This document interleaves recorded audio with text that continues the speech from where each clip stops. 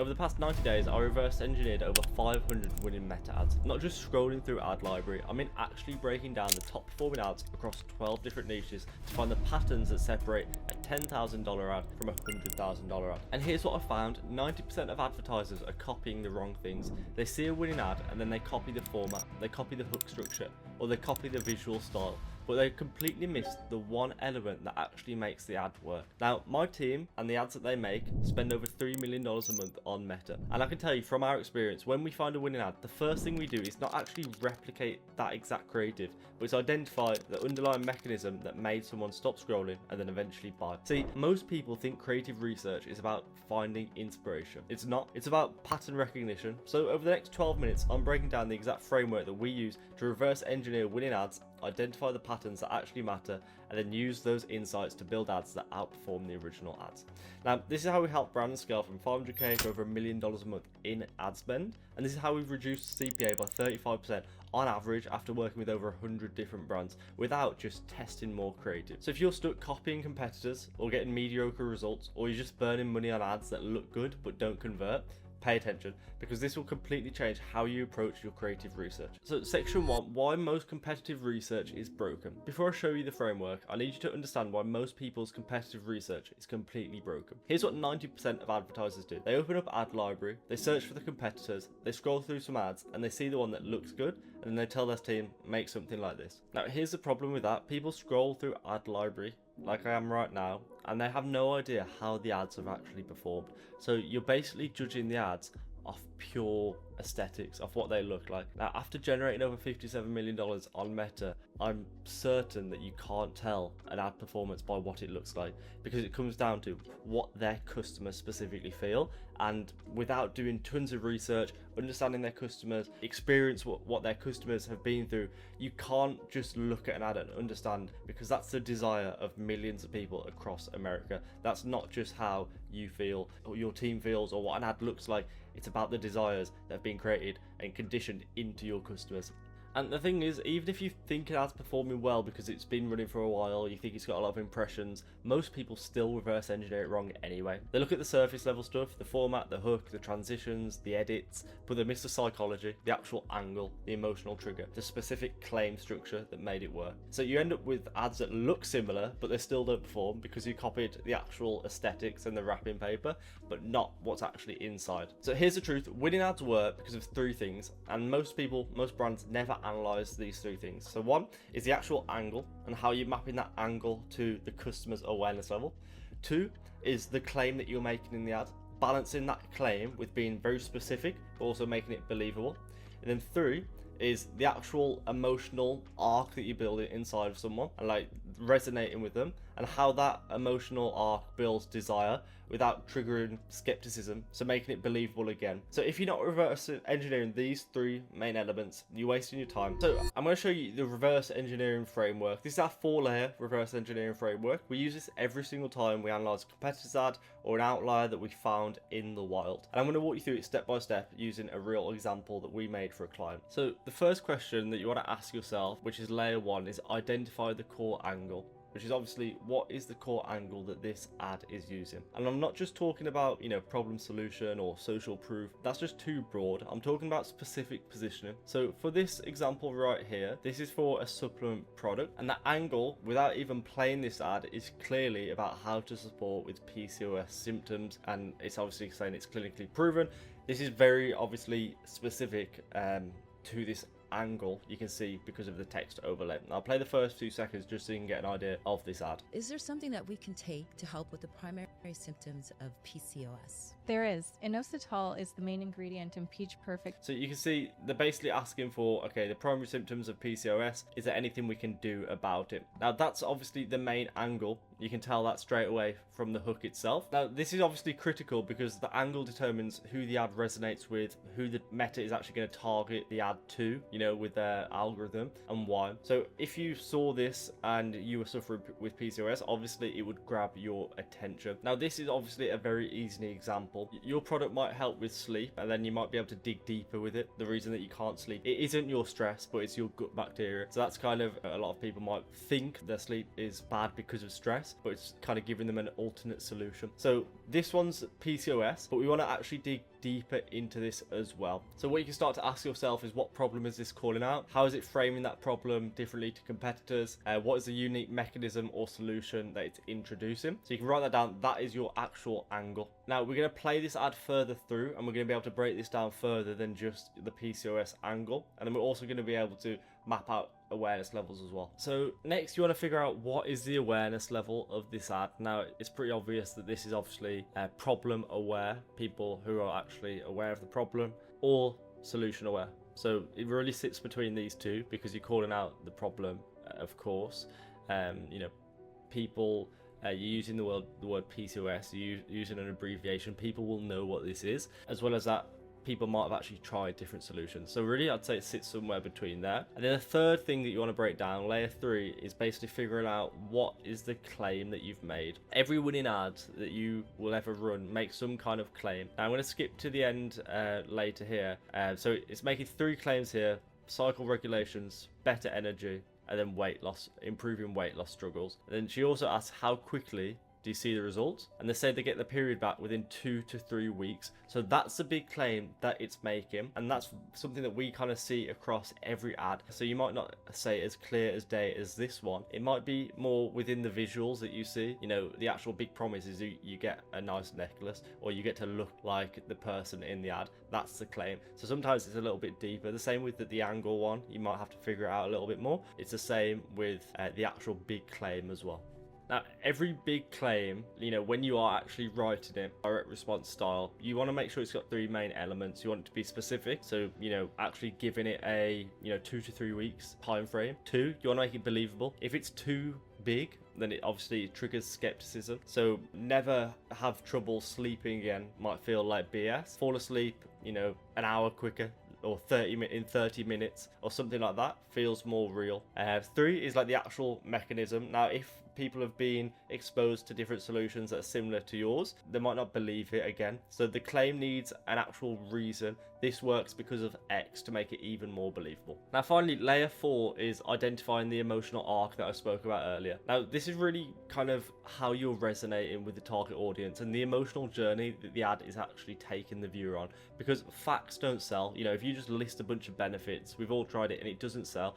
Emotion is sells, and every great ad has an emotional arc. In some way or another, they're making the audience resonate with it, make them want to buy the product, whatever the product is. So usually it goes something like this: problem, agitation, hope / curiosity, validation, desire, action. Now that's an example of what's worked for us in the direct response world, but again, this has worked for jewelry brands, this has worked for fashion brands as well. It's just a different framework when it comes to those where you're not actually solving a problem and they're trying to solve, that's like a health problem, for example. So when you're looking for this emotional arc, obviously the hook is one of the most important things, but looking at the whole ad as well is very important, and seeing, okay, what is the journey that it actually takes people on. But of course the hook is really important for making the ad stand out to the specific people. And you'll notice when you do this, the top of funnel ads spend more time on education. That's what this ad that I just showed you, the example, it was obviously problem aware to solution aware, so slightly higher in the funnel. So they did spend a bit of time educating and explaining what the product is. Middle funnel ads will focus more on differentiation, and this depends on your customers and what they've tried, so saying why your product is different to the competitors. And bottom of funnel ads will go straight to desire, action, offers. And once you see these patterns, you can actually start to replicate them in your ads for your product. Okay, so that's the framework, but here's the main problem with that framework itself. Obviously you're doing this manually for every ad. It'll actually take forever. You'd have to scroll through thousands of ads in Ad Library with zero idea on which ones are actually spending and getting results. So I'm going to show you a tool that makes this entire process 10 times faster. So this is Trend Track, and to be honest, at the minute this feels like an unfair advantage, because what Trend Track does is it basically takes every e-commerce ad that's running on Meta and it lets you filter down into stuff that's actually matters: the spend, the niche, how long it's been running, when it was created, the landing page, and basically tons of data that is super crucial when it comes to making ads. And I've actually swapped out my other tools that I used to use for this at the minute, and I'm really enjoying it. So I'm going to walk you through the different use cases for this and how I actually use it when it comes to diagnosing different ads and then recreating them. So the first main use case that I've been basically using a lot is finding top spending ads in your niche. So let's say that I'm working with a protein brand, a supplement brand that sells whey protein, for example. I can type in the keyword, I can come into Trend Tracker right here, and I can come to ads and I can search in whey, for example. In the ad copy, you can search obviously the brand name, that's completely different, and keywords whey. So obviously all of these have different use cases. I'm going to go with keywords. Let's say that I'm just trying to find things for specifically whey protein. So now I'm starting to see a few examples for impact whey protein supplement brands right here. But here's where it gets super interesting. You can actually filter by spend, so you can set the CPM level to what you actually expect it is. Let's say you'll know where your CPM is for your brand itself, so you can basically set it at that. You know competitors will be there or thereabouts. So let's say you've got $25 CPM, you can set CPMs to that, and then you can actually filter by ad spend because we know the impressions from Meta now. So you can start to look at ads that have spent over $500, $600. Everyone here has actually spent a decent amount. Then you can also start trying to look for winning ads that have spent over 5k, for example, 4k. Now all these ads right now have spent over $4,000. You can see the impressions that each of the ads have got, how long it was live for as well. You can also set the language to English. I know we were getting a lot of European brands there, and you can see some ads right here. Now obviously you can get this very specific ads that have spent over 10k, whatever it is that you want to see. For example, this ad here, it's still live. It launched on October the 13th, spent over 8k right now, which is interesting. It's good to see because okay, you're actually copying ads that have, if you're coming in and you're trying to understand ads, you're actually looking at ads that have spent a decent amount of money rather than just having a wild guess. Because there's some ads that will have been in the ad account for 200 days but only spent a few $100s because they've just been in a CBO campaign, not getting any spend at all. Now you can also filter for how long the ad's actually been running. Now I think this is always interesting because a lot of people say, well, you can have ads that have been running for ages and they've got no spend, which, like I say, I definitely agree with. But in this tool, you can actually combine days running with how much they've spent. So in that scenario, I think it makes sense because you can find, okay, what's actually spent the most, what's actually been running for the most, rather than just what's been running the most and you don't have that data. Now, what you can actually do as well is once you've found an ad that you like, so I was just looking at this ad here, it's pretty cool. It's super organic. It's been running for 145 days. It's been duplicated twice. So, the more times that ad has been duplicated, the higher the likelihood that it is a winning ad because they're obviously moving it from campaign to campaign. They're trying to get some more scale out of it. So what you can do is you can actually come into the brand page here and you can see all of their ads. You can go to their shop analytics, which I'll show you later, and you can also follow in brand tracker. Now, once you follow them in the brand tracker, it's great to see. Now, I've already added Norse Organics to the brand tracker, so that other brand I just added is basically loading. It takes a few minutes to get because of all the data that it's actually getting. And honestly, once you're in here, it's a joke how much data that you actually have. So you can see their live ads. So Norse Organic is actually down a little bit from August last year. I'm guessing this is when Andromeda came out and they realized, okay, let's not just make tons of variations and tons of small changes, and they're going more unique. So this is actually kind of historically what we're seeing across our brands as well. But you can also see ads launched, which is super interesting. So like how much they're actually launching on a monthly basis. You can see, okay, 300 ads in Feb, they're doing around 600 ads a month, other than Q4 and August. Yeah, they had 2,000 ads launched, which is just ridiculous. But yeah, so you can kind of see where they're at. So if you want to meet their scale, kind of how much you need to be actually competing with these brands. And there's so many useful things. Now obviously creative is the one that I care the most about. Now you can come in here and just get inspiration. Now what I like to do inspiration wise is I like to use this just as how to package my ads, because the angle stuff is what obviously we are so keen on. We do the deep research, we come up with the angles, we map it to different awareness levels, but packaging it is something that me personally struggle with because I'm not too creative. I more so care about the data. Now you might be the opposite of that. You might be super creative and struggle with the data. Now that's just playing to your strengths. For me particularly, I find coming in here and finding good hook examples, how to put the things onto a video or onto a static ad is super helpful for me. So this creatives page, you can see what's either live at the minute or what was live in the different periods as well. You can also see everything else, you know, ad copies, headlines, hooks and scripts, which is ridiculously helpful when you're trying to think of good hooks and good ways to package what you want to be saying as well, like I just said. And also landing pages, so you actually get the full funnel view. So this brand tracking is actually overpowered because you can see everything about the brand itself. And then this is mainly the home page, so the ad library. You can see the active ads, videos, images, top landing pages, and top performing ads as well, which, to be honest, if you can get your competitors in here, if you can get the best performing brands from other industries, honestly, your creative game will go through the roof. So I highly recommend it. If you take anything from this video, is use brand trackers in TrendTrack.io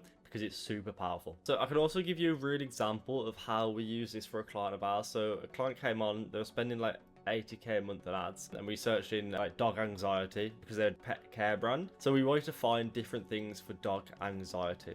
So yeah, I put dog anxiety in as the keyword, put the CPMs up a little bit to around $30, and we're looking for ads that spent, I think we looked at around $3,000, just so ads that are kind of getting around initial spend. And what you basically see when you come in here, okay, competitors in the space who are making ads, who are getting a bit of traction, and you're basically looking for the ones that have spent the most and been running for the longest time. So you've got an ad right here that spent 24k, which is kind of a motion analytics ad, a motion graphics ad. Now, this is the kind of stuff that opens your horizons. So you might not have thought about making a motion graphics ad for a dog pet care brand. However, this is kind of opening your horizons, and this gives us the inspiration. Now, we went on to really increase this brand's ad spend. I think we ended up like getting up to about 400k a month at the minute, and we were using this as our fundamental like research part, as well as the stuff that we talk about on the channel all the time, actually getting inspiration from people who are doing it in the niche, who've got winning ads. It really speeds up the learning curve. So here's your action plan if you want to actually start doing this. So step one, find 10 to 15 outlier ads in your niche. So jump into TrendTrack, search your product keyword, filter by spend or days running, and then identify the ads that are clearly winning. Step two is reverse engineer each ad using the 4-layer framework. What's the core angle? What awareness level is it targeting? How is the claim structured? What's the emotional arc? So you can look for patterns, and after about 10 ads, you'll start seeing them, and you can write these patterns down for each of those 4-layer frameworks. Now, step four is build ad concepts that apply to those patterns to your product. So don't copy the ad specifically, but adapt. And then step five is test these, track them and iterate to see what performs, and double down on the patterns that work. So this isn't about stealing your competitors' ads, it's about understanding the underlying mechanics of what makes ads perform, and then using that knowledge to build better creative for your brand. So if you want to see more breakdowns like this, real frameworks, real data, real ad accounts, make sure that you subscribe. I release videos like this every single week, breaking down what's actually working in Meta advertising. And if you're a founder or brand spending over 50k per month on Meta, and you want help building a systematic creative process that doesn't rely on guesswork, we've opened up a few creative planning calls. We'll audit your ad account, reverse engineer what's working, and show you exactly what angles you should be testing next. The link's in the description to book a creative planning call. I'll see you in the next one.